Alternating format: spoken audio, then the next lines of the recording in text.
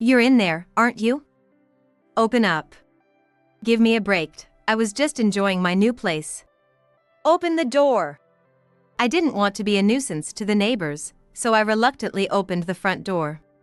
You're infertile and you're still leaving the house. I don't acknowledge you as a daughter-in-law.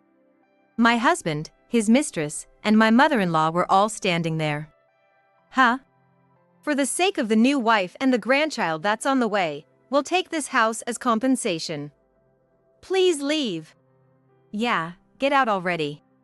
That's right, infertile woman, thanks for everything. Oh, they really say whatever they want, don't they? They don't even realize they're mistaken. My name is Michelle. I'm a 43-year-old office worker. My husband, Stephen, is a year younger than me. We don't have children. We thought it would happen naturally, but we weren't blessed. After many discussions, we chose to live just the two of us. I don't regret it. The apartment we've lived in since we got married is small and old, but it's not inconvenient. Saving money for our own home and living modestly is enjoyable. Recently at work, I was assigned to the planning department, which I had always hoped for. The hard work I put in at the sales department paid off. I got a raise and became someone who's relied upon in the company. It's not an exaggeration to say that my job is my passion, especially since I have no children. But it seems my husband feels differently. Huh? You quit your job again? Yeah. What, you didn't discuss it with me? I was so shocked I couldn't speak. My boss was being annoying because I refused to transfer. So you quit because of that? Technically, yes, but I'm the victim here. It's wrongful termination. I sighed. Then you should sue and claim compensation.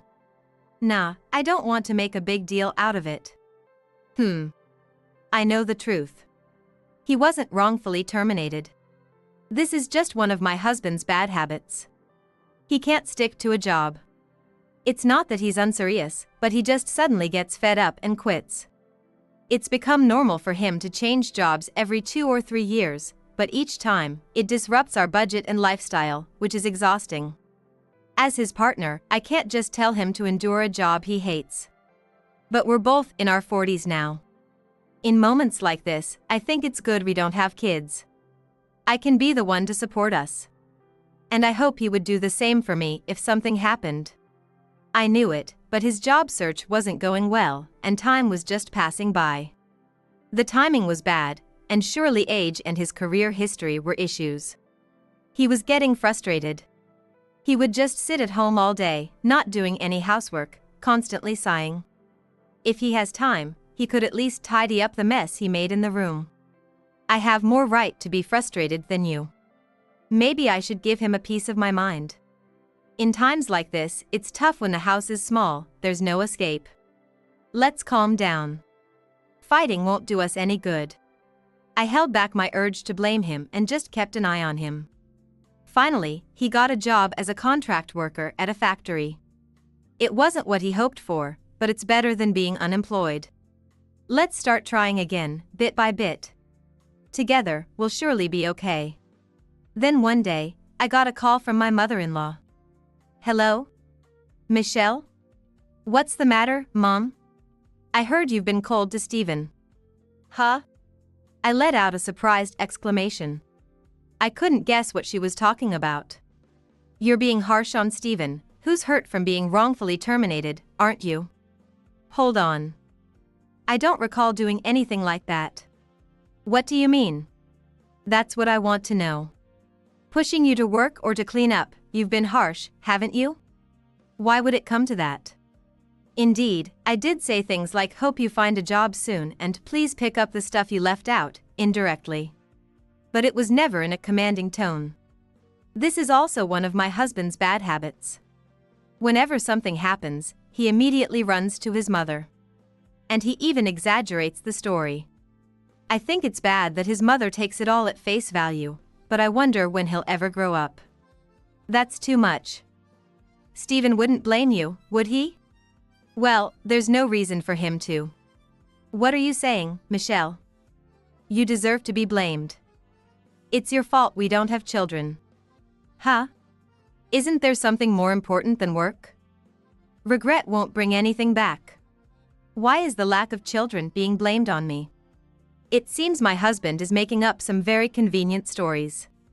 Even though we decided together, I feel betrayed. He may want to save face, but getting his mother on his side to treat me like the villain is like a child's spite. We're a couple who will spend a lot more time together, so we shouldn't lose trust. With that in mind, I decided to talk to him that night. Please don't exaggerate things to your mother. If you have complaints, I want you to tell me directly, for the sake of our future. Let's both do that, okay? My husband, clearly annoyed, started fiddling with his smartphone in the middle of our conversation. Hey, listen to me. Quiet, I'm getting work calls. Saying that, he got up from his seat. He didn't return to our conversation and just went straight to the bedroom. Was he in a bad mood or just tired from working at the factory? It can't be helped. We'll talk another time. But the next day, he refused to talk, saying he was tired and sleepy. The following day, he came home in the morning from a company welcome party. He spent the whole holiday sleeping off a hangover. After that, he was out late every night due to overtime and dinner with colleagues. Clearly avoiding me. Trying to let it all fade away, but that won't solve the problem. I hate being unfairly blamed by his mother. Rubbing my sleepy eyes, I wait for my husband's return. It's a problem that shouldn't be postponed just because it's troublesome. Around the time the date changes, my husband comes home in a great mood, humming a tune. Welcome back. Whoa! You scared me! What's going on? Surprised, huh? Were you awake? I was waiting for Steven. Huh? My husband looked annoyed. Why are you avoiding this? Stop nagging me. You've been acting strange lately. You're so persistent. If you have something to say, just leave a note. A note? Was the deal to settle things without talking? Yeah. Can't believe you remember such old stuff, you really are persistent. I was stunned. Did he forget our marriage vows? I said a couple should understand each other, and he agreed with me. I used to like your diligent, but now it's inflexible and burdensome. That's harsh. If you don't want to lose me, you better change your attitude. There are other women out there. What do you mean? Exactly what I said. Are you cheating? I had suspicions about his recent behavior. You're kidding, right? What have I done? I told you, you're being too clingy. Do you want a divorce? Don't say that. My husband clicked his tongue. He pulled a paper out of his bag and shoved it at me roughly. It was a completed divorce form. Why do you have this? I was asked to write it. By whom? You know who. No, I don't understand. There's another woman who wants me to file it. I was at a loss for words. Had my husband written the divorce form at his mistress's request? Now that you understand, don't get cocky. You're nothing without me, so know your place. I gripped the divorce form with trembling hands. I could hear my heartbeat. What time do you think it is? I'm going to sleep. You go somewhere and cool off. My husband disappeared into the bedroom. I stared at my husband's name written on the divorce papers. What was he feeling when he wrote this? Was he late today because he was meeting his mistress? I, who had supported him in his new job, must have looked like such a foolish wife. I got confusing, and I felt dizzy. I couldn't think of anything. Just as he said, I needed to cool off. I silently grabbed my valuables and essentials and left the house without a word. 1 month later. I hadn't been home since then. I tried to contact my husband a few times, but there was no reply. This room is quiet and comfortable. It feels peaceful. The sunlight pours through the windows, brightly illuminating the still empty living room. The ventilation is good too. When the cold air touches my cheek, I can't help but take a deep breath, and the scent of wood seeps in. Then, Michelle, I know you're in there. Open up. An annoying voice called out, and I frowned. This piercing voice was my mother-in-law's. I really wished she would give me a break. I was enjoying a peaceful moment. Michelle! I didn't want to cause a disturbance to the neighbors, so I reluctantly opened the front door. With a clearly annoyed expression. I knew you were here. It's been a while. My mother-in-law said happily. She tried to barge in, so I pushed her back. Wait a minute, please. What's wrong? What happened? Hey, can you see my face? I'm rejecting you, okay? Well, this place isn't bad at all. Behind her, for some reason, my husband was there. And who was that young woman standing next to him? It smells like a new house, nice. It's nice, isn't it?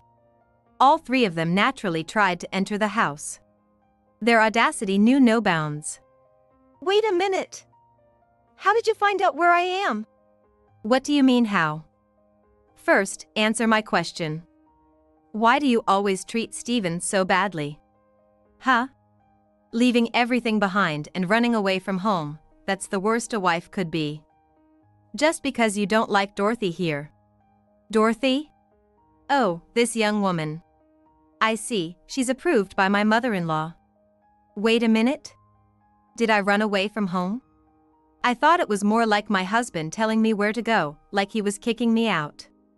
My husband stood provocatively close to the young woman, looking at me challengingly. The number of rooms is just right, and the interior design is decent. I guess I can forgive you for buying a new house on your own. Huh? But living together is out of the question. After all, your infertility makes for a bad image. Excuse me, what are you talking about? You should be grateful that I stayed with you this long. Huh? I was bewildered and tilted my head in confusion. Steven, I am tired and wants to sit down. That's right, sorry Dorothy. Michelle, let Dorothy sit inside the house. No way. Huh? Dorothy is pregnant with Steven's child. Pregnant? That was news to me. Yet, surprisingly, I wasn't much shaken. Why is that? Maybe it's because the shock of continuous events has made reality unbelievable. Or perhaps I just don't feel anything anymore. Pregnant women should be respected, right? I guess you wouldn't understand that, Michelle. Oh, is that so? Don't you get it? I acknowledge Dorothy as the wife, not you, Michelle. We'll take this house as compensation, so get out. Yeah, get out already. That's right, thanks for nothing, barren lady. How could they say such things? Unaware of their own misunderstandings. I can't just give you this house as compensation. Even if you tell me to leave, this house is in my name. Huh? We're already divorced, you know? What? My husband and mother-in-law were shocked. Is it really such a surprise? Weren't you the ones who handed me the filled-out divorce papers? Michelle, what do you mean? Weren't you planning to start a new life with us? I had no such intention. The mother-in-law panicked and my husband was furious. What are you talking about? I bought this house with my own money. Huh? Incredible. They probably haven't read a single one of the emails I sent. You really didn't know anything, did you? The night my husband handed me the divorce papers. All the endurance I had maintained as a wife suddenly vanished, filled with a sense of liberation. I was so happy that I couldn't think of anything else. Wait, does this mean my free life is about to begin? When I realized this, I got so excited I felt dizzy. While feeling thrilled, I signed the wife section of the divorce papers and submitted them to the public office first thing the next morning. I divided our savings equally and transferred half to my husband's account. Considering what I had earned, I believe most of the savings were rightfully mine, but I wanted to avoid any disputes. I suggest we communicate through lawyers from now on, I informed him via email. With half of the savings we split and the bonus I received afterward, I made a down payment on a new house. The rest was covered by a loan. A loan? How can a housewife possibly get a loan? My husband said condescendingly. Well, if you kept changing jobs, of course, you wouldn't be able to get a loan. Huh? You wouldn't know since you don't manage the finances, but my salary is twice what you make." His face turned red with rage, possibly wounded in his pride. Even Dorothy seemed taken aback by this. "Stephen, this isn't what you told me. You said we'd live in a new luxury home, right?" Oh, calm down, Dorothy." My husband was pitifully flustered. Well, he's my ex-husband now. I had been the one supporting our finances all along. It's ridiculous to think I would live with his new wife and mother-in-law. Michelle! My mother-in-law seemed ready to explode with anger. This is fraud. Mom, who wrote the divorce papers first? And who encouraged him to write them? It was that lady over there, your future daughter-in-law, who will support you. And congratulations on the upcoming grandchild. No, we'll take the house as well. My mother-in-law was breathing heavily in arrogance. She is incredibly arrogant. That's not possible. It's such a big house, it's a waste for just you, Michelle, isn't it? I plan to live here with my parents eventually. What? What is this daughter-in-law talking about? No, I'm no longer your daughter-in-law, we have no relation. And who knows, maybe I'll have another wonderful encounter. Of course, I wouldn't say that out loud. What are we going to do? I was all set to live in this house. The mother-in-law slumped her shoulders. What happened to the apartment you were living in, Mom? I sold that old place. You sold it? Yes, when I happened to see you moving appliances into this new house, I immediately contacted Stephen and he invited me to live with you all. So that was the situation. That means the only thing left is the small, old house I used to live in. Not that I feel sympathy for them. Unlike you, Michelle, who is a tough career woman, we now have a young and docile daughter-in-law and a grandchild on the way, and we thought we'd be secure with a new house in the future. I wish she'd stop speaking ill of people while looking so pitiful. Who's tough? I had to be strong because my husband was so pathetic. Oh, what a letdown. But I'll go home and tell everything to Daddy. Dorothy seemed to have given up. Huh? Wait, that's too bad. If Daddy gets angry, it's going to be a big problem. You better take responsibility. Dorothy, please, anything but that. As for why my husband got such a young girl pregnant, it turned out she was an office assistant at his company and things just went too far after a drinking party, and it happened in one time.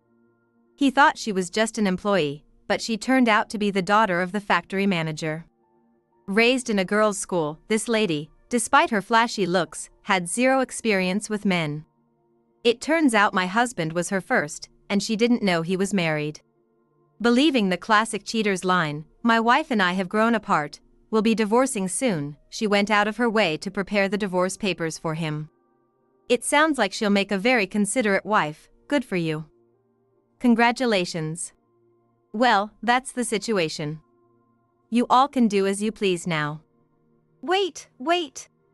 I felt a chill as my ex-husband clung to the door, trying to keep me from closing it. Michelle. Don't you have any maternal instincts? What do you think this new life coming into the world is? Michelle, if you can't give us alimony, we'll take this house as a birth gift instead. To my desperate ex-husband and former mother-in-law, I said with a broad smile. Congratulations, goodbye. I mercilessly closed and locked the door. I planned to leave it to my lawyer. But it wasn't going to be that easy. After all, these are the kind of people who shamelessly demand someone's house, they won't back down easily. I can ignore further emails filled with resentment from my ex-husband by simply replying, "Please contact my lawyer." However, the real problem is my mother-in-law. She leaves long messages on the voicemail, which are truly annoying. Because of Michelle, I've become a homeless old woman. Could you at least arrange another apartment for me? This house is too cramped and suffocating. When I told my daughter-in-law to do some housework, she just said, "You do it." What am I supposed to do now? I would like to delete these voicemails immediately, but they might be useful, so I decide to save them. Their demands might escalate. They are shamelessly audacious, after all. One day, an unwelcome visitor arrived at my house. Without any prior notice, the doorbell rang, and I gripped my smartphone, wondering if it was my ex-husband or mother-in-law and if I should prepare to call the police. At the door stood a man with a stern look and sharp eyes. I was on guard. He seemed vaguely familiar, but I was sure I didn't know such an intimidating man. Could this be some sort of scam disguised as a door-to-door sale? Who might you be? I'm Smith, the factory manager. Then it hit me. Dorothy's father, the factory manager. That's right, she had mentioned telling Daddy. And there they were, my ex-husband and Dorothy, peeking from behind him, grinning. They brought some tough-looking backup. Daddy, tell her. Sir, please teach her a lesson. The factory manager's lips formed a thin line, his brow furrowed deeply, clearly very angry. I worried he might demand nuisance fees or birth costs. As I was about to resolve to call the police, looking at my smartphone. This is most regrettable. What? The factory manager shouted to me. I am terribly sorry. Then, he grabbed my ex-husband and Dorothy and forced them to apologize. Apologize. More. Okay. Daddy? Why? This wasn't the plan. I stared in bewilderment. What on earth was happening? Don't get it twisted. I brought them here to apologize to you. What? I truly apologize. My daughter took your husband and even demanded your house. Yes, that's correct. My ex-husband and Dorothy began to panic. Daddy, you knew? Yes, I knew. All the things you told me about being deceived and having your home taken, were those all lies? Where did you hear that? Your mother told me everything. The factory manager, his face contorted with anger. He explained that the former mother-in-law had attempted to seduce him, saying, "We're family now, let's get along well in many ways. Your daughter stole my son. We should be able to manage just as well. Just buy me an apartment and that'll be fine. Visit whenever you like." Of course, the factory manager politely refused. I was speechless with disgust.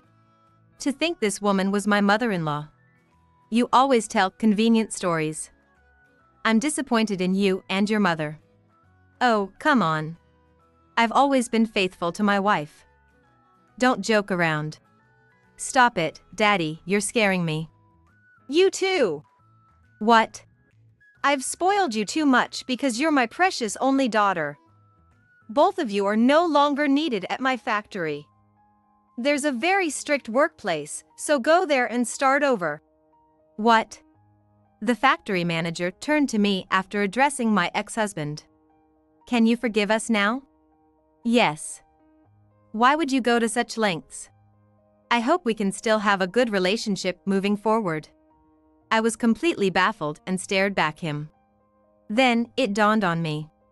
Yes, a long time ago, he was the head of the administration department at a company I used to deal with during my sales days. I'm terribly sorry, I didn't recognize you. Now it was my turn to apologize. There's been a merger, and I manage the new plant now. It's understandable you didn't recognize me. I see. I couldn't believe your husband was working at my plant initially. The factory manager looked away, making a troubled face. Has my former husband been causing you trouble? His work attitude is poor, he doesn't learn, and he has unexcused absences. Quite the opposite of his competent wife. Imagining my ex-husband's irresponsible demeanor, I wasn't surprised. As I was no longer his wife, I had neither the need to defend nor apologize for him. All I could do was give a wry smile. I plan to retrain him from scratch. I definitely won't let him near here again. My ex-husband shrank, and Dorothy looked displeased. You were always great at training new recruits, weren't you? Yes, I was quite strict and thorough. I'll be supporting from afar. Even with the factory manager's efforts, reforming my ex-husband seemed unlikely. Ultimately, he must make the effort to change himself. Especially for the sake of the innocent baby on the way. There's one thing I regret. I wanted to correct the misconception that infertility was my fault. We had once gone to the hospital together to check on the cause of our infertility. There was no issue on my part, but my husband was diagnosed with azoospermia. Natural conception wasn't impossible but was said to be difficult. That Dorothy got pregnant from just one slip-up with my ex-husband was either a miracle, they were incredibly compatible, or maybe the child wasn't his daughter. Honestly, at this point, it doesn't matter to me anymore. The factory manager updated me while contacting me about work. He told me that they ended up living in that old, cramped house for a while. They had promised to save for the baby and to seriously try working as part of their future cohabitation conditions, but Dorothy quickly couldn't stand that lifestyle. No surprise there. Stephen probably didn't realize, since I managed our finances, but living on his income alone would be barely feasible, if not impossible. If 3 adults lived freely without saving, the savings I gave him during our divorce would be gone in no time. Dorothy went back to her parents' home after giving birth and never returned. During that time, my ex-husband grew to hate his job and quit. The desperate former mother-in-law started causing trouble, demanding her daughter-in-law and grandchild back, insisting they take care of her, which led to police involvement at the factory manager's home. Pathetic. They're all too selfish. But since I'm no longer involved, I declined further updates. Hang in there, Mr. Smith. My new home is very comfortable.